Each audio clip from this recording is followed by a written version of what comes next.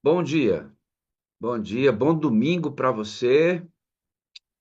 Espero que o seu dia seja uma bênção na presença de Deus e que a certeza do amor de Cristo, né, nos mantenha firmes, apesar das circunstâncias, né?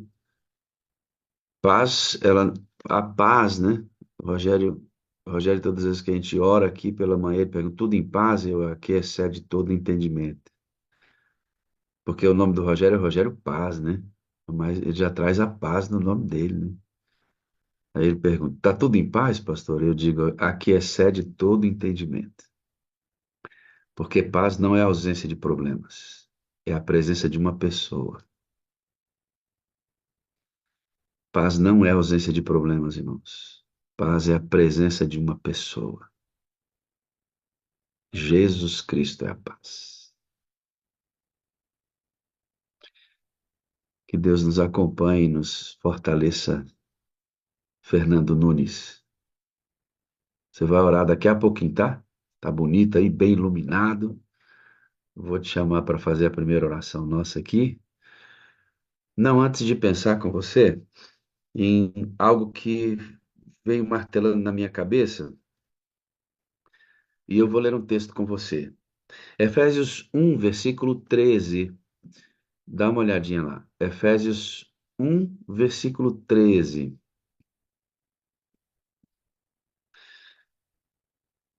Diz assim, ó: tendo ouvido a palavra da verdade, o evangelho da salvação, e nele tendo crido. Para aí, olha para mim, o poder da palavra, né? Poder da palavra. Tendo ouvido a palavra da verdade, o evangelho da salvação, e nele tendo crido, nele Cristo, o poder da palavra aí é amplo, bastante amplo, mas ele passa por dois caminhos básicos: a sua vida como testemunho e a palavra propriamente dita revelada nas Escrituras. O seu testemunho e o testemunho das Escrituras.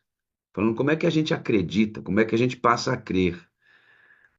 Tendo ouvido a palavra da verdade, o evangelho da salvação, e nele tendo crido, vou repetir, a pessoa crê através de você, que é o primeiro evangelho pregado, e ele crê através da palavra. Tudo isso feito, olha só que coisa linda, ó. Quando isto acontece, eu sou selado com o Espírito Santo. Foste selado com o Espírito. Efésios 1, verso 13. Vou ler de novo. Tendo ouvido a palavra da verdade, o evangelho da salvação, e nele Cristo, tendo crido, você foi selado com o Espírito Santo. Então, quando é que eu sou selado pelo Espírito? Quando eu creio em Jesus e me converto. E aonde eu confirmo esse selamento? Na hora que eu sou batizado. Eu batizo em nome do Pai, do Filho e do Espírito Santo. Ali, Jesus vem, pum, o selo do Espírito em você. É lá. Ou seja, o Espírito Santo trabalhou para você crer na verdade, usou pessoas para você acreditar, testemunhando, usou a palavra propriamente dito, texto sagrado. Você crê. Ele não somente o leva a crer, mas essa crença é uma crença ativa em que você entrega a vida a Jesus Cristo, provocado pelo próprio Espírito. Quando você crê em Cristo e aceita Jesus como Salvador, provocado pela ação do próprio Espírito, o Espírito Santo vem e sela você. E que selo é esse? É o selo da presença de Cristo. Porque a grande obra do Espírito é formar a imagem de Jesus em mim e em você. Isso é a obra dele. Agora, pesquisando, eu fui ler o que Ellen White falava sobre esse texto. Ela tem uma pequena meditação sobre esse texto em que ela diz assim, ó, quando ela fala sobre esse texto, tá? Esse texto aqui. Ela comenta dizendo assim: os que quiserem avançar no conhecimento espiritual precisam permanecer junto à própria fonte de Deus. Qual é a própria fonte de Deus? É Cristo Jesus. E como eu permaneço ao lado de Cristo Jesus? Através do selo do Espírito. E esta fonte de Deus, ela também se refere com a pessoa do Espírito Santo. Ela diz: os que quiserem avançar no conhecimento espiritual precisam permanecer junto à própria fonte de Deus e beber, olha que coisa linda, ela falando do Espírito, e beber repetidamente do manancial da salvação, tão bondosamente a eles franqueado. Jesus nos franqueou quem? O Espírito. Deus nos franqueou quem? O Filho. Nós temos que beber repetidamente do Pai, beber repetidamente do Filho e beber repetidamente do Espírito. E ela continua assim, ó: nunca precisam deixar a fonte de refrigério, mas com o coração dilatado da gratidão e amor ante a manifestação da bondade e compaixão de Deus, devem ser continuamente participantes da água da vida. Jesus é o símbolo da água e o Espírito Santo também é simbolizado pela água na Bíblia.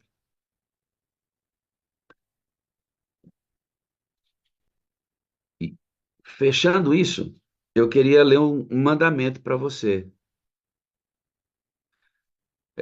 Quantos são os mandamentos de Deus? Das tábuas, sim, mas na Bíblia há mais mandamentos. Vou ler aqui um para você. Ellen White comentando esse texto. Ellen White comentando esse texto. Ela disse: nosso Salvador mesmo deu o mandamento. Me desculpe, isso está em outro texto de Ellen White, MDC 20.3, não na meditação e recebereis poder. Aqui ela já está falando é, em outro, depois eu vou dar para você ainda hoje o significado dessa sigla, MDC 20.3, tá? É a citação do livro de onde eu extraí esta meditação. Ainda daqui a pouquinho, depois do louvor, eu te passo isso. Diz assim, ó: nosso Salvador mesmo deu o mandamento.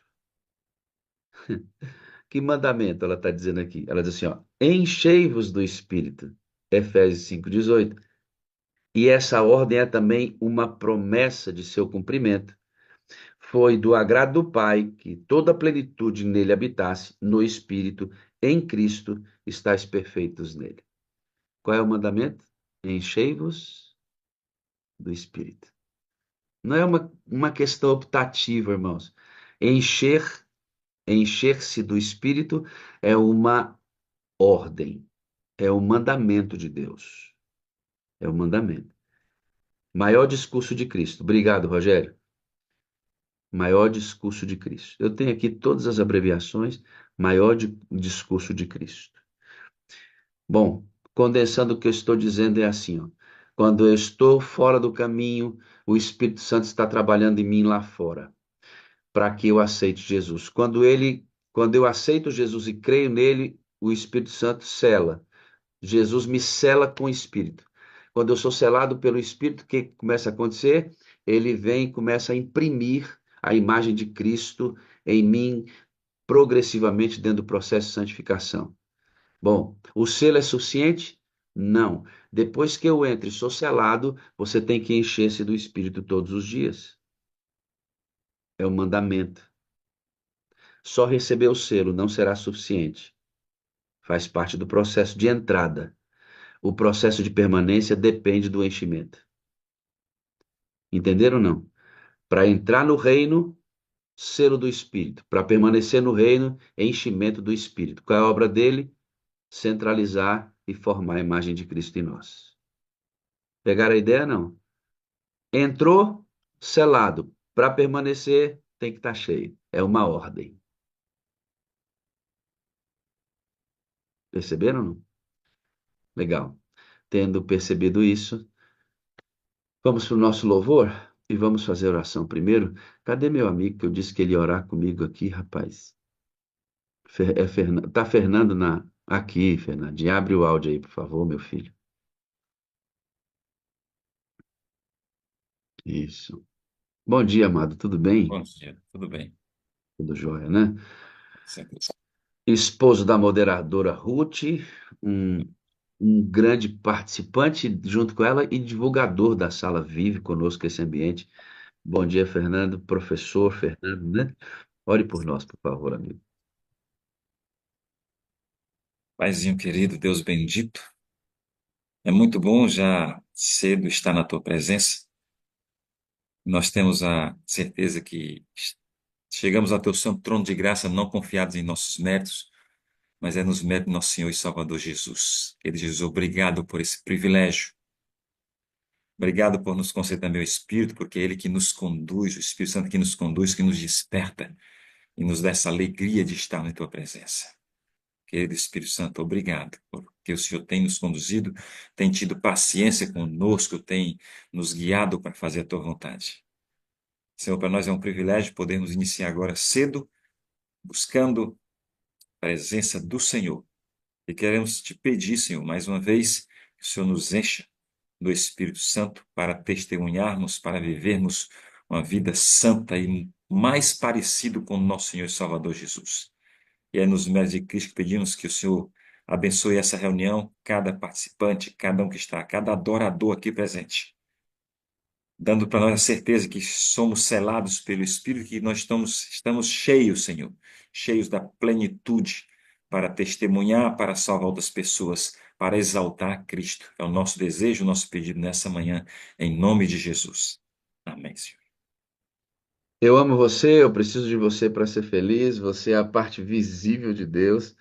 E, Fernando, eu creio mais em Deus porque você existe, irmão. E a Amém. Madame Rutinha, a sua sogra, essa turma toda que participa conosco aqui.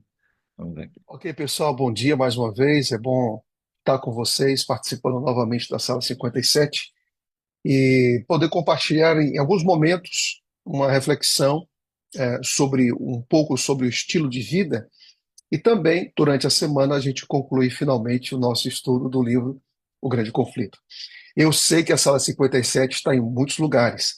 Eu já estive fora em alguns países aqui fora da América do Sul esse ano, e é incrível a gente perceber, pastor, eu conheço o senhor da Sala 57. É muito bom saber. Eu estive agora há pouco tempo na França, na Suíça e também na Inglaterra, e eu fiquei muito feliz em saber que muita gente querida, aliás, se alguns estiverem aqui, um abraço, foi muito bom ter vocês há pouco tempo atrás e poder compartilhar algumas experiências de vida, de ministério com vocês. Bom, a partir de agora, a gente começa, não seria uma série, mas uma reflexão, talvez de 2 dias, hoje e amanhã, tratando sobre estilo de vida. E eu queria convidar você para abrir sua Bíblia agora, no livro de Romanos, no capítulo número 1. Romanos, capítulo número 1. Para que a gente trabalhe um pouco sobre estilo de vida, é muito importante nós sabermos qual é a posição do Evangelho em nossa vida, tá certo? Qual é a posição, aonde o Evangelho se encontra em nossa vida, para que a gente tenha uma visão mais equilibrada do que significa Evangelho. Então, quando nós compreendermos o Evangelho, nós vamos compreender melhor o que significa vida cristã. Tá? Por favor, compreenda essa frase. Quanto melhor você compreende o que é Evangelho, você também vai compreender o que é a sua vida cristã. Então, eu não tenho que compreender primeiro o que é estilo de vida para depois entender o que é o Evangelho. Eu preciso primeiro entender o que é Evangelho e depois viver esse Evangelho, o sentido, o propósito que Deus tem para nós, quando nós compreendemos a viver à luz daquilo que é revelado nas Escrituras sobre o Evangelho. Então, Romanos, capítulo número 1, em versículo 16, Paulo diz assim, preste bastante atenção nisso. É um verso conhecido, mas merece sempre uma reflexão. Olha o que diz. Pois eu não me envergonho do Evangelho, porque é o poder de Deus para a salvação de todo aquele que crê, primeiro do judeu e também do grego. Paulo, ao falar do Evangelho em um mundo complexo, carregado de misticismo, de superstições, de filosofias e ao mesmo tempo de racionalismo, de tantas coisas, no contexto em que ele aparece, é incrível Paulo se posicionar e se posicionar de uma forma assim tão ousada, tão destemida, ao afirmar que o evangelho é para Paulo um motivo de orgulho no sentido de prazer, de alegria, de gratidão, de contentamento, e não de viver oculto, não de ter um evangelho que não tem, que você tem medo de expor, que você tem medo de declarar-se daquilo que de fato ele é para a sua própria vida. Então, Paulo diz que o evangelho, ele é o poder de Deus para todo aquele que crê. Agora, por que que o evangelho é importante? Porque no evangelho, Deus revela algo. Você não pode ler o capítulo 1, versículo 16, separado do 17. Então, o versículo 17, Paulo afirma: visto que a justiça de Deus se revela no evangelho. Então, quando nós lemos o Evangelho, nós vamos encontrar em sua essência a justiça de Deus, ou seja, não há nenhum homem justo, nenhum sequer, Paulo também afirma isso em Romanos, e depois Paulo diz o seguinte: se eu estou perdido e eu preciso de socorro, eu preciso de ajuda, quem é que pode me ajudar? Quem é que pode me tirar da condição de perdição, de desorientação? Quem pode fazer isso? Deus pode fazer isso. E ele faz isso através do Evangelho, porque o Evangelho fala daquilo que Deus faz pelo ser humano. Escute bem isso. O Evangelho revela aquilo que Deus faz pelo ser humano e o ser humano não pode fazer por si próprio. O ser humano não pode se justificar. Isso é impossível para o ser humano. Mas Deus, com a entrega do seu filho e com a fé, que é um dom que ele também nos dá, ele faz com que a gente tenha condições de aceitar essa justiça e vivemos então o Evangelho. Então, compreenda essa sequência. Paulo diz: eu não me envergonho do evangelho, porque o evangelho é o poder de Deus, e nesse evangelho se reflete, perdão, a justiça de Cristo, a justiça de Deus para salvar o ser humano. Então, é aquilo que nós recebemos. O evangelho nós recebemos para então termos essa experiência de perdão, de restauração, de vida convertida. Agora, o que, o que é a vida cristã? É consequência disso. É consequência disso. O que nós fazemos, o que Paulo diz também, né? Comer, quer comais, quer bebais, ou façais qualquer outra coisa, isso é consequência do evangelho, tá? Então, tudo que nós fazemos, inclusive evangelizar, inclusive pregar para outras pessoas, é consequência de ter aceitado esse evangelho. Quando você vai para a igreja adorar, quando você guarda o sábado, quando você lê Bíblia, é consequência da aceitação desse evangelho. Quando você resolve cuidar do seu corpo, manter a sua consciência limpa, como diz lá os desbravadores, quando você procura ser fiel, procura ser obediente, isso é consequência do Evangelho. Tá? Por isso que quando Jesus Cristo fala que a gente deve pregar em testemunho a todas as nações, esse testemunho que ele está se referindo ali, nada mais é a consequência do Evangelho, aquilo que o Evangelho fez em sua vida, e por isso você testemunha. Quando Paulo fala em Atos, no capítulo 20 de Atos, né, 20 e 24, e ele fala do Evangelho, né, ele diz isso também. Abra sua Bíblia, é, em Atos, capítulo número 20, e versículo 24, Paulo fala que o evangelho a ser pregado nada mais é esse testemunho, essa consequência dessa vida que foi restaurada em Jesus Cristo. Veja o que ele diz aqui. Atos, capítulo número 20 e versículo número 24, ele diz assim: porém, em nada considero a vida preciosa para mim mesmo, contanto que complete a minha carreira e o testemunho e o ministério que recebi do Senhor Jesus para testemunhar o evangelho da graça de Deus. Então, quando você está pregando, quando você está indo para a igreja, quando você guarda mandamentos, quando você obedece sábado, quando você entrega dízimo, quando você cuida do seu corpo, isso simplesmente é uma testemunha. É consequência daquilo que o evangelho fez em você. Então, se a gente não posicionar o evangelho no seu devido lugar, a gente vai ter problemas. A gente vai ter problemas.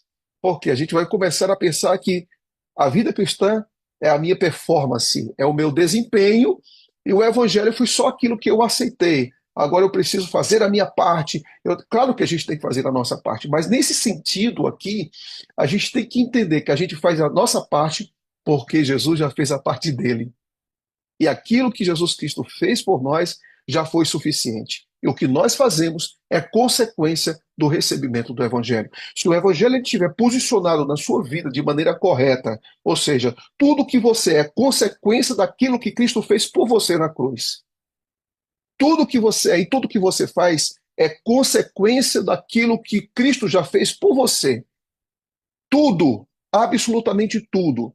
Então, o Evangelho, quando você para pensar assim, pastor, qual o sentido do Evangelho? O Evangelho para nós tem formato de cruz. É a entrega de Jesus por nós. É aquilo que Jesus Cristo fez por nós. Então, quando nós aceitamos aquilo que Cristo fez por nós, como consequência, nós testemunhamos, como consequência, nós obedecemos, como consequência, nós falamos, como consequência, nós caminhamos com Cristo. Então, o Evangelho é a base de tudo. E o Evangelho tem formato de cruz, ou seja, é aquilo que Cristo fez por mim e aquilo que Cristo fez por você. Ou seja, é uma ação passada que eu aceito aquilo que Cristo fez e, como consequência, eu me entrego e tento me identificar com Ele o máximo possível da minha vida. Está claro isso para vocês? Essa compreensão tá clara? Então, o Evangelho, o que eu sou e o que eu faço não é para conseguir algo, é consequência daquilo que Cristo já fez na minha própria vida. Então, quando Cristo ele aparece dessa maneira como Salvador da minha vida, eu também preciso tê-lo como Senhor.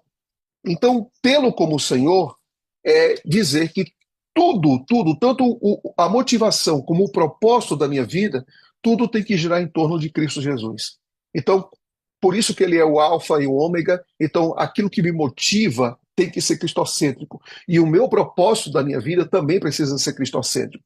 Então, Colossenses, abra sua Bíblia em Colossenses, Paulo agora apresenta essa soberania de Cristo ao afirmar algo muito importante. Talvez um dos versos mais lindos, mais poderosos, mais inspiradores da Bíblia é esse que a gente vai ler aqui agora.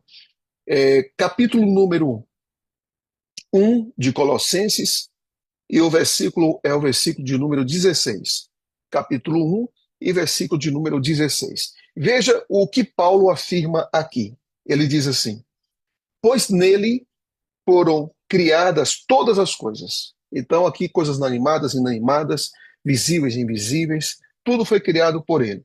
E aqui diz: nos céus e na terra, as visíveis, as invisíveis, sejam tronos, sejam soberanias, quer principados, quer potestades. E olha como Paulo encerra esse poder criativo de Jesus Cristo. Ele aponta agora essa criação para aquilo que é o propósito da criação. E aqui diz: tudo foi criado por meio dele e para ele. Então, isso quer dizer que o fim da criação não é o ser humano. O fim da criação é a soberania de Cristo. Cristo é soberano. Então, aquilo que foi criado deve estar girando em torno do Criador, Jesus Cristo. Então, perceba duas coisas. Quando nós falamos de evangelho, é aquilo que Cristo fez por nós como nosso Salvador, porque ele revela a sua justiça, algo que nós não temos em nós mesmos. E quando nós nos entregamos a Jesus Cristo, nós vivemos as consequências do Evangelho. E dentre essas consequências está: Cristo se torna agora o centro. No trono da vida, não vivemos mais. No trono da vida, quem vive é Jesus Cristo. E aí você vai ter uma luta muito grande no seu coração, porque o grande desafio da sua vida é: quem está reinando? Quem está tomando conta da sua vontade? Quem está liderando os seus desejos, os seus sentimentos? Quem está administrando a sua existência? Quem é o Senhor das suas escolhas? E aí, Colossenses diz: agora nós vamos ter Jesus Cristo como Senhor, em que ele reina de forma soberana e absoluta em nossa vida. Bem, compreendendo isso nessa introdução, a gente queria tocar em um tema que algumas pessoas têm dúvidas e outras pessoas, eu não sei se, infelizmente, não vai dar para a gente trabalhar o tema completo agora, a gente vai ter que dividir isso hoje e amanhã. A gente vai tocar num tema que algumas pessoas perguntam, outras pessoas questionam, outras pessoas dizem que a igreja não está mais interessada em falar sobre isso, mas a gente está sim interessado em falar sobre isso, porque isso também é importante e é bíblico, é por isso que a gente toca. E é por isso que nesse momento nós vamos aqui fazer uma reflexão sobre o uso de joias, sobre pode-se usar, não pode-se usar, qual é a importância disso, se é bíblico ou não, se a gente pode incentivar, se a gente tem que ser indiferente isso nas igrejas e assim vai. Sempre que a gente fala de estilo de vida, a gente tem que ter muito cuidado para não ir para um caminho em que a forma é mais importante do que a essência. E eu falei para vocês aqui que a essência é o Evangelho, é aquilo que Cristo é aquilo que Cristo faz em nossa vida e a soberania dele em nosso coração. O que nós fazemos para Cristo é consequência disso. Então, nós não podemos aqui colocar nenhum tipo de justificação fora da pessoa de Jesus Cristo. Então, o que nós estamos trabalhando aqui, o que nós vamos trabalhar aqui é simplesmente algo didático que procura resgatar princípios que estão ligados, claro, aos nossos valores também. Então, a primeira coisa que é importante considerar quando nós falamos sobre estilo de vida é a soberania de Jesus Cristo. Esse foi o ponto que a gente acabou de apresentar. Tá? Mais uma vez, algumas pessoas perguntam, pastor, tem redes sociais, está aí, PR Lucas Alves, quer me seguir no Instagram, tá aí, PR Lucas Alves, você sempre será bem-vindo, tá? Bom, então, como eu disse, que a primeira coisa que nós precisamos compreender é Cristo é soberano, porque é Senhor e Salvador da nossa vida. E aqui no livro do Ângelo Manuel Rodrigues, Uso de Joias, página 14, ele diz assim: a soberania de Cristo abrange todas as dimensões do ser humano e, ao fazê-lo, transforma e enriquece a nossa vida. Então, nós não estamos falando nesse ponto aqui para deixar alguma marca de legalismo, para alguma coisa formal, não, não. Nosso propósito aqui é ir para a Bíblia, é reconhecer a soberania de Cristo, é reconhecer que Cristo é Senhor e Salvador, e como algumas dúvidas têm surgido no nosso meio, a gente está procurando, de alguma forma, esclarecer alguns pontos. Então, primeiro, vamos entender um pouco do conceito do que significa ornamentos, tá? Ornamentos. E o conceito para ornamentos é esse aqui, para joias, né? Ornamentos feitos de diferentes materiais com diferentes funções, os quais podem ser colocados diretamente sobre o corpo ou sobre os trajes de uma pessoa, a fim de realçar a aparência do indivíduo, estabelecer talvez distinções sociais e comunicar convicções pessoais. Esse seria o sentido do uso de joias. Primeiro, nós vamos compreender, vamos dar um vistaço sobre o uso de joias no Antigo Testamento. Então, você vai perceber que existe assim uma aplicação ou aplicações variadas quando esse tema é tocado no Antigo Testamento. Amanhã a gente vai tocar sobre o Novo Testamento. Então, primeiro, nós vamos encontrar algumas referências sobre joias, como Provérbios 25:12, e essas referências se referem de forma muito específica a adornos.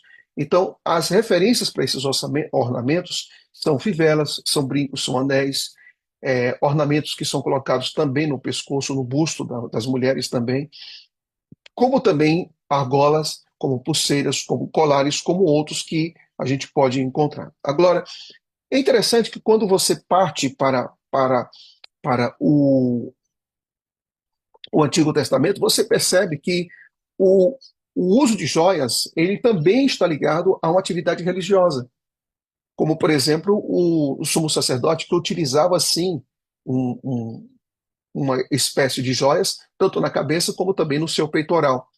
Agora, é interessante nós entendermos essa função, o papel e a aplicação desse uso. Em primeiro lugar, é importante dizer que esse sacerdote só utilizava essa joia ou essas joias quando estavam exercendo sua função. E outro detalhe, essas joias só eram utilizadas dentro do santuário. Então, em primeiro lugar, ele não poderia usar essas joias assim no seu dia a dia. Em segundo lugar, ele não poderia usar essas joias fora do santuário. Então, esse uso de forma bem particularizada se restringia, se limitava à sua função, ao seu papel. Então, aqui, além disso, você vai perceber que ao usar essas joias, ele tinha um certo simbolismo e uma certa representatividade. Então, primeiro, o simbolismo das joias, que cada peça, cada pedra significava ali no seu peitoral uma tribo de Israel, e quando ele carregava no peito, ele apresentava uma certa espécie de intercessão. É interessante nós compreendermos que o propósito básico desse traje era embelezar o líder religioso, tá certo? Naquilo que ele está fazendo. Mas só que, quando você traduz o termo que é utilizado para o uso de joias de forma específica aqui para o sacerdote, também tem um lado negativo. E esse lado negativo é quando, em Isaías 3, 16 a 23, as mulheres israelitas colocavam esse tipo de joias para simbolizar e para atrair a atenção para a sua condição e o seu status social.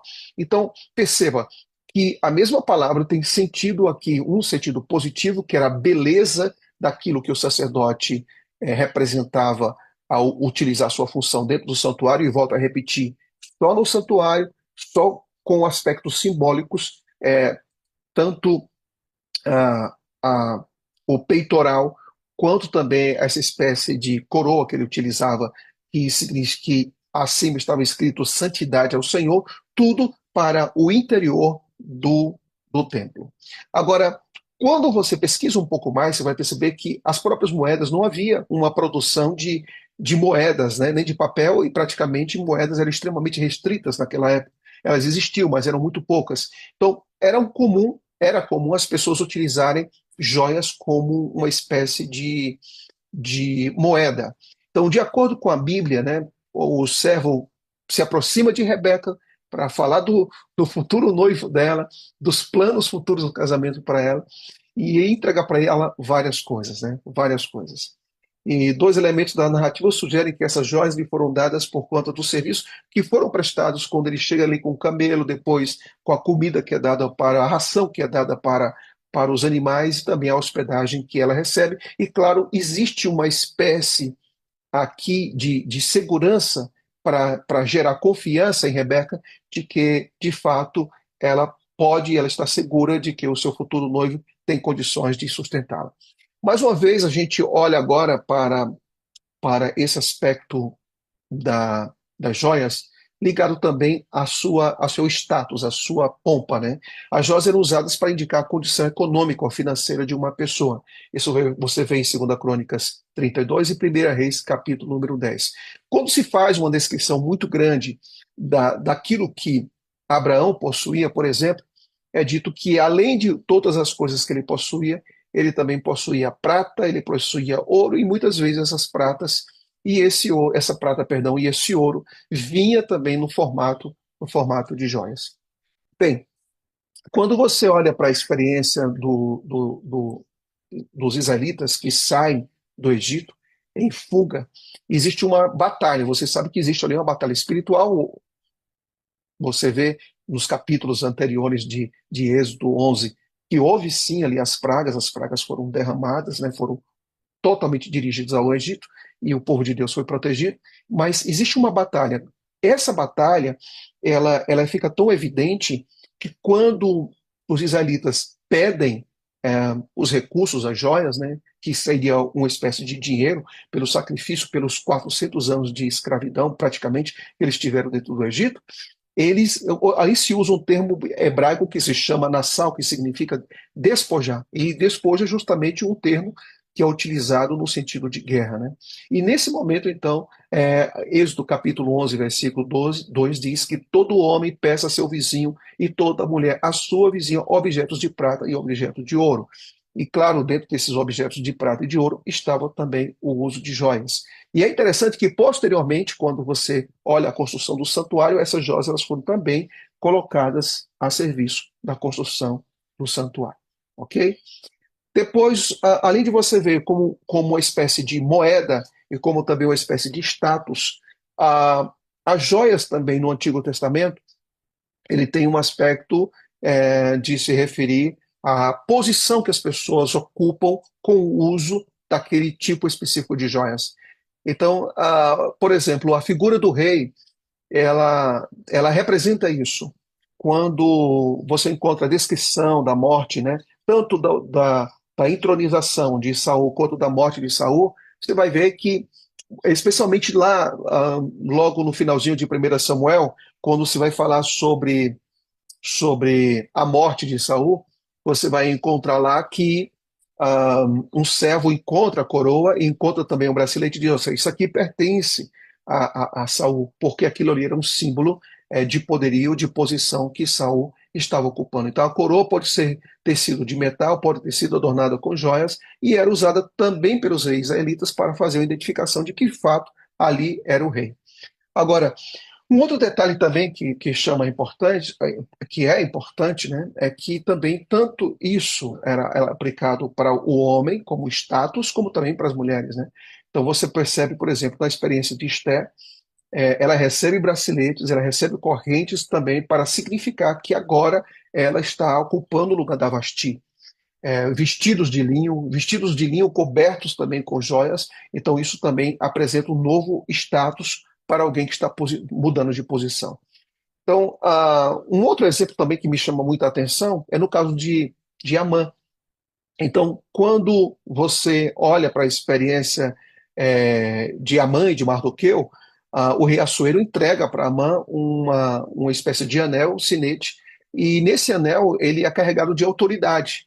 Ele é colocado cheio de autoridade. É a mesma experiência quando você encontra Dario também, que ele tem que selar ali a decisão que ele toma, porque com seu anel que representa autoridade. Posteriormente, esse anel sinete, ele sai das mãos de Amã e vai então para Mardoqueu para proteger o povo. E agora você também leu, eu já tinha apresentado isso antes, mas você também lê e vê comigo aqui agora na tela a função religiosa, que era uma lâmina de ouro presa à coroa do sumo sacerdote, como a inscrição que era escrito em ouro, né? Santidade ao Senhor. Então, isso representava a natureza do seu trabalho. Então, se você disser o seguinte, pastor, é, a Bíblia, ela condena o uso de joias de maneira geral? Não existe isso dentro da Bíblia. Não existe uma condenação sumária do uso de joias, porque nós vimos aqui que o sumo sacerdote utilizava joias. E o uso de joias também ele era utilizado para comércio, ele tinha símbolo de status e tinha também um fim religioso. Agora, existe sim o uso negativo, não apropriado do uso de joias, e esse uso de joias nós vemos aqui em Isaías capítulo número 3, no Antigo Testamento, que quando era apresentado para a pompa, para o orgulho, para a satisfação própria, para uma espécie de vaidade, sim, isso era condenado dentro da própria Escritura. Ok? Mas continuando mais um pouco, a gente vê que a beleza do uso das joias do sumo sacerdote nos convence do seu lado sagrado, da importância, da relevância, da representatividade do seu ministério. Também nós vamos encontrar que havia também uma espécie de joias que era muito utilizada também no Oriente Médio, que eram chamadas as badanas. E essas badanas eram uma espécie de, como você está vendo aí na tela, uma espécie de colar com meia-lua. E muitas vezes esse colar com meia-lua estava ligado também a algumas deidades egípcias e orientais. Como foi dito também, além disso, Isaías faz uma descrição bem interessante sobre o uso de joias, e ele também apresenta esse uso de joias como ligados a rituais que estavam ligados a aspecto funerário, a um aspecto funerário, ou aspectos funerários também, como também algum tipo de bênção. Então havia uma espécie de um ritual que não era necessariamente religioso, mas também envolvia magia. Como foi dito anteriormente, no livro de Êxodo, no capítulo 30, como também no capítulo 31 de Números, nós vamos encontrar aqui o uso de joias como ofertas. Então, quando o povo despoja ali os egípcios, no capítulo número 11 de Êxodo, e eles vão então para Canaã, em algum momento de grande necessidade, eles não tiveram batalhas praticamente com ninguém, eles não tiveram aqueles tesouros, né, que foram adquiridos por Davi. Aliás, os tesouros adquiridos por Davi foram depois colocados no templo e colocados como uma espécie de garantia para a construção do templo de Salomão, e com certeza boa parte desses despojos aí tinham joias também. Então, tanto joias foram utilizados para a construção do templo, né, do tabernáculo, como também uma quantidade enorme de dinheiro, como também de moedas, como também de joias foram utilizados na construção do templo de Salomão. Em Êxodo 33, versículo 4 a 6, encontramos aqui um incidente no qual Deus ele faz aqui um pedido muito sério para os israelitas. E eu gostaria que vocês abrissem suas Bíblias agora neste capítulo, que para mim é muito importante e cabe aqui uma reflexão muito boa. Ah, Êxodo capítulo número 33. Em Êxodo 33, você primeiro precisa compreender um pouco o que vem antes. O que vem antes é interessante, muito, muito importante você compreender o contexto, né, aquilo que está de forma assim, muito abrangente e depois você vai se tornando muito específico. Então, se você acompanhar ah, o capítulo 29, o capítulo 28 de Êxodo, ele vai falar do papel dos sacerdotes, das vestes dos sacerdotes. O 29 vai falar sobre os sacrifícios para cada cerimônia. E depois você vai encontrar no capítulo 30 a descrição dos móveis, ou seja, tudo aqui que você vê é santuário, tudo é santuário. Depois, os artífices, como eles fazem essas obras. Então, no capítulo 29 até o 31, você tem aqui a descrição de quem vai oficiar no santuário e o que é o santuário, como é a dinâmica do santuário. Mas o que é incrível aqui, apesar de uma descrição tão detalhada e tão rica e tão bela do santuário e de suas funções, no capítulo 32 você tem a descrição da apostasia do povo. Que contraste enorme, né? Que contraste enorme. Então, do capítulo 29 ao 31, você vê uma exclusiva descrição do santuário. Isso começa um pouco antes, né? Até chegar à apostasia. Então, quando você entra no capítulo número 33, você vê Deus diretamente falando com Moisés, e Deus está ah, dizendo para Moisés: cuida do povo, orienta o povo, porque o povo já está em apostasia. E, ah, e então Moisés diz para o povo aquilo que eles devem fazer, ou seja, qual deve ser a postura diante de um quadro que é muito bem descrito no capítulo 33, no versículo 1 em diante, que diz assim: disse o Senhor a Moisés: vai, sobe daqui, tu e o povo que tiraste da terra do Egito, para a terra a respeito da qual jurei a Abraão, a Isaque e a Jacó, dizendo: a tua descendência darei. Enviarei o anjo diante de ti, lançarei fora os cananeus, os amorreus, os heteus, os amorreus, os ferezeus, os heveus e os jebuseus.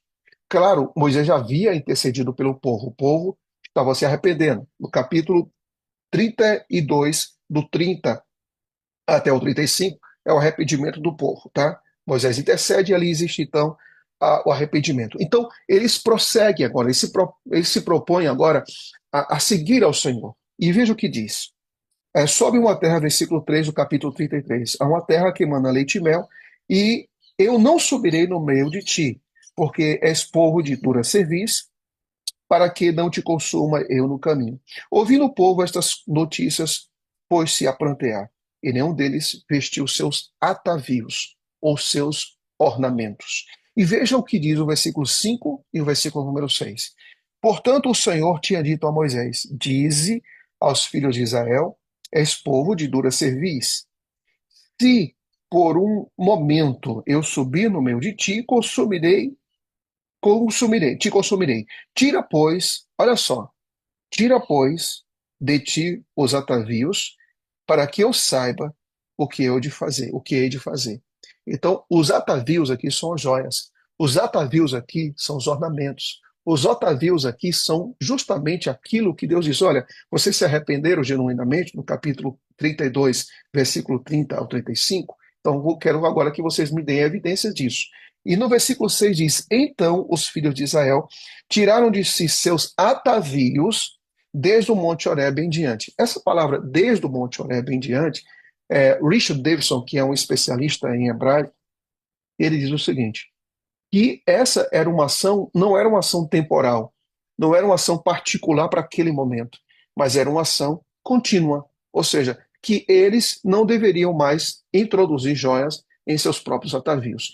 Eu diria que quando você estuda sobre atavios e joias dentro do Antigo Testamento, você percebe que existem essas distinções, mas que existe uma reeducação para o povo, ou seja, não existe um estudo muito direto, mas quando você vai passeando, estudando os diferentes livros, os diferentes textos da Bíblia, você percebe sim que existe uma espécie de posicionamento e de clareza dentro do texto quando se fala do uso de joias. Então, é muito importante considerar esse verso, o 33, versículo número 6, que diz que a partir daquele momento eles não utilizavam mais.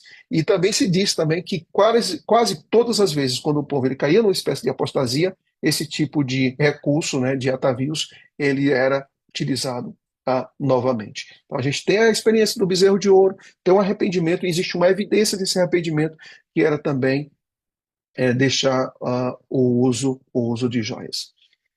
No livro O Uso de Joias, do Ângelo Manuel Rodrigues, ele diz mais ou menos isso, que as descobertas arqueológicas sugerem que as joias não eram habituais entre os israelitas. Não era algo comum. Já se comentou que Israel, em muitos aspectos, deve ter parecido com uma nação puritana no mundo antigo, não só no culto e na moral, mas até mesmo no seu vestuário. Então, um outro detalhe também que é importante, fazendo aqui uma retrospectiva, ou seja, voltando para muito tempo atrás, você percebe também que quando Adão e Eva foram criados, né, Deus não colocou nenhuma espécie de joias, né? As joias estavam lá, mas as joias não estavam sobre o corpo de Adão e Eva. Os seus corpos não carregavam joias quando Deus os fez à imagem e semelhança dele. Mas quando Deus colocou as joias, quando você vai para a Bíblia, em Gênesis, capítulo número 2, Deus coloca as joias na terra, Deus não coloca as joias no corpo. Então, quando você abre a Bíblia, no capítulo número 2 e versículo número 12, você vai ver o seguinte, quando fala sobre a terra de Avilá, onde há ouro, né? Então, o ouro, o bidélio, o ônix, essas colocações logo na criação, não são colocadas em cima dos corpos humanos, mas sim, era simplesmente para fazer um adorno da própria terra, né? Esse era o papel. Bem, gente, quando a gente olha para essa visão do Antigo Testamento sobre o uso de joias, você tem as joias aparecendo, né? Os materiais para se compor joias a gente encontra logo na criação, ali na terra, em Gênesis capítulo número 2. Depois a gente começa a entender que o uso de joias é uma espécie de segurança, né, que as pessoas tinham quando se fazia negócios, era utilizado como moedas, era utilizado também como aspecto simbólico, era também utilizado como aspecto de status, e quando nós olhamos para Êxodo no capítulo número 33, nós vemos que o povo deveria deixar esse uso de joias se eles quisessem ter uma experiência mais profunda com Deus. Essa primeira parte nós concluímos aqui. Antigo Testamento. Amanhã nós vamos entrar um pouco mais sobre o uso de joias no Novo Testamento e vamos entender um pouco da sua variedade desse uso, das suas expressões, da sua forma em que é colocada no Novo Testamento, mas você vai perceber que existe praticamente a mesma essência, porque o Antigo e o Novo não entram em compatibilidade. Mas lembrando daquilo que foi dito logo no início, o mais importante do Evangelho é que o que nós fazemos do Evangelho não é para alcançar absolutamente nada. Cristo já alcançou tudo por nós na cruz de Cristo, na sua própria cruz. O que nós fazemos é consequência da aceitação daquilo que ele já fez. Ninguém é justificado pelo não uso de joias, nós somos justificados pelo sangue do Cordeiro. E quando nós vivemos pelo sangue do Cordeiro, nós o colocamos como soberano da nossa vida.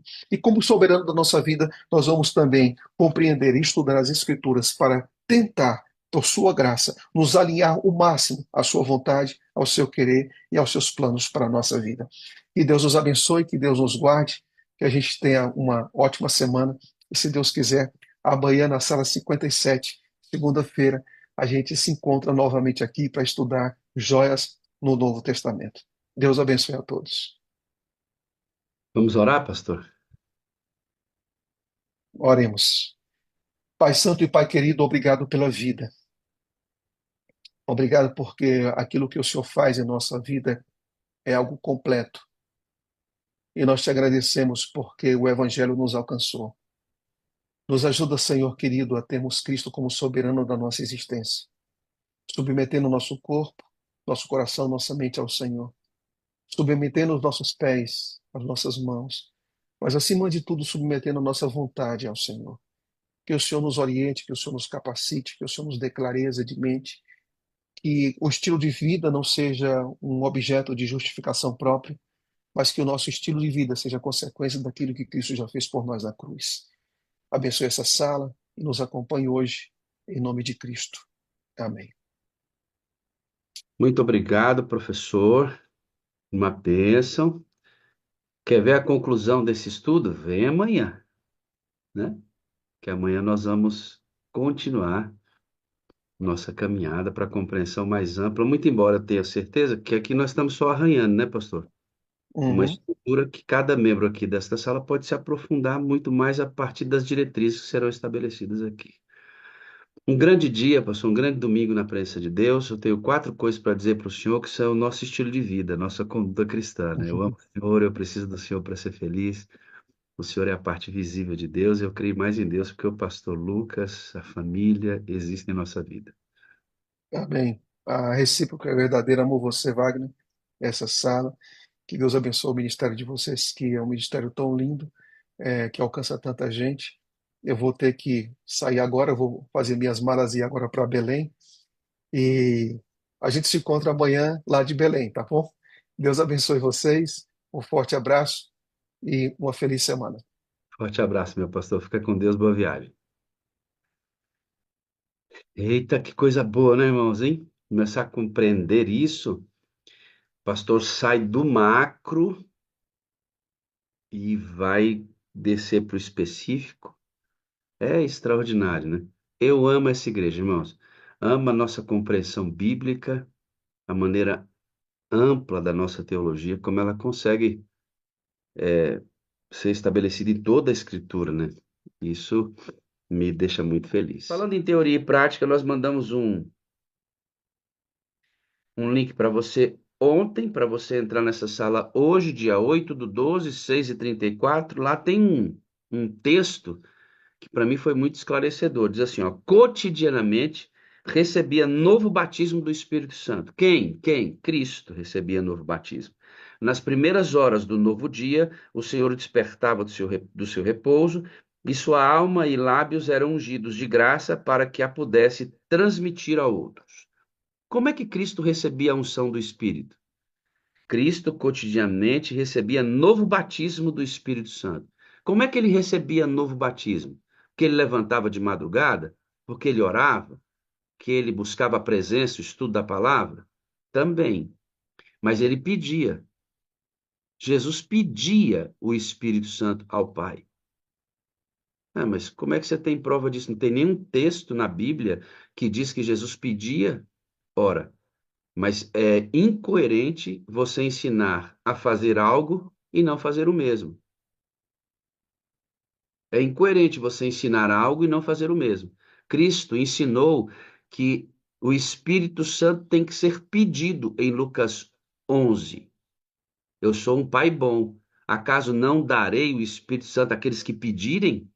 Ora, se Jesus diz que eu recebo o Espírito Santo pedindo, como é que ele recebia cotidianamente o Espírito? Pedindo, irmãos. Ou então ele estaria sendo incoerente, coisa que Cristo nunca foi. Parte da comunhão de Cristo era pedir o Espírito para ter compreensão da palavra, para a oração ser fervorosa, para ter o poder para a pregação durante o dia. Eis que o Senhor me ungiu com o Espírito Santo, me separou para. Entende? Ele é o modelo. Cristo é o modelo. Então você recebeu isso no link, por favor, não corte o link. Envie o link com tudo aquilo que a gente manda, porque são informações preciosas para as pessoas que vão receber lá. Ah, mas o link é grande. Irmão, nós somos contra a cultura. Aqui o culto é mais demorado, aqui a gente bate papo, depois do sermão a gente conversa sobre o sermão. Aqui nós temos tempo para orar. Aqui é contra a cultura, irmãos. Lá fora é tudo rápido. O texto tem que ser curtinho. O áudio, e agora o WhatsApp modernizou, né? Você pode também acelerar o vídeo. Tudo para deixar nossa mente doidinha e não ter paciência para ouvir. Tem alguém dizendo assim: bora, pastor, vamos embora, vamos para a oração, pastor. Tem gente inquieto. Sabe por quê, irmão? A sua mente está tão acelerada que você não consegue mais ouvir pacientemente informações importantes. Então, cuida nisso. Isso aqui é contra a cultura, irmão. A sala é contra a cultura, ou seja, a cultura tudo é rápido, tudo para Deus tudo é rápido. Aqui na sala não. Para Deus tudo é num tempo adequado, com calma, serenidade, profundidade. Eu gosto disso. Gosto disso.